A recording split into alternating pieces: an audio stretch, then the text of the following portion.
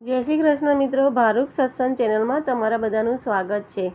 આજે હું તમને અધિક મહિનાની એકાદશીની કથા કહું છું। દર મહિનામાં સુદ અને વદ 2 એકાદશી આવે છે અને એ રીતે વર્ષમાં 12 માસની 24 એકાદશી થાય, પરંતુ દર ત્રીજા વર્ષે આવતા અધિક માસની શુક્લ અને કૃષ્ણ પક્ષની 2 એકાદશી ઉમેરાતા કુલ 26 એકાદશી થાય છે। ઘણા ભાવિકો ભક્તિપૂર્વક આ 26 એકાદશી ઉપવાસ એકટાણા કરીને કરે છે। કેટલાક ફરાળ કરે છે તો કેટલાક આખો દિવસ ભગવાનની ભક્તિ ગાળીને રાત્રિ જાગરણમાં કીર્તન કરે છે। જેઓ એકાદશીનું વ્રત કરતા હોય તેમને સગવડ હોય તો કોઈ પણ જળાશયમાં સ્નાન કરવું ઉત્તમ છે।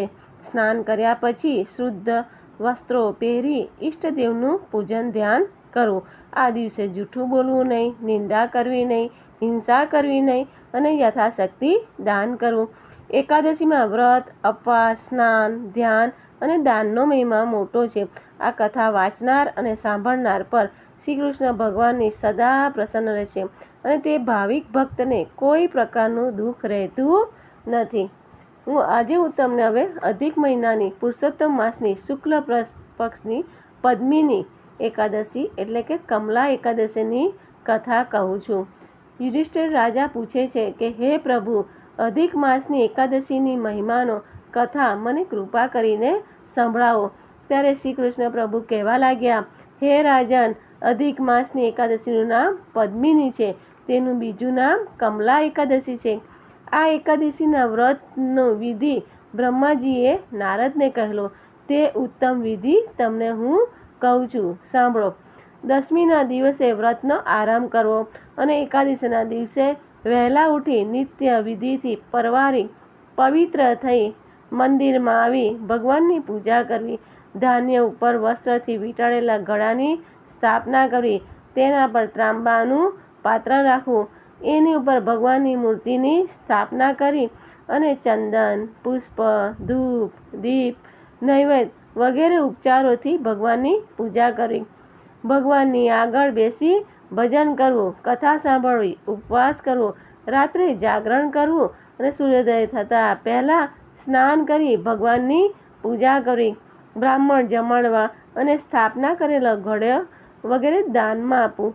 આ રીતે જે મનુષ્ય પ્રીતિથી કમલા પદ્મિની એકાદશીનું વ્રત કરે છે તેનો જન્મ સફળ થાય છે અને તેને મોક્ષ મળે છે।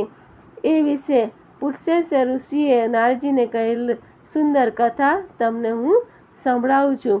ત્રેતા યુગમાં મહિષ્મતી નગરીમાં કૃતવીર્ય નામે મહાપરાક્રમી એક મોટો રાજા હતો।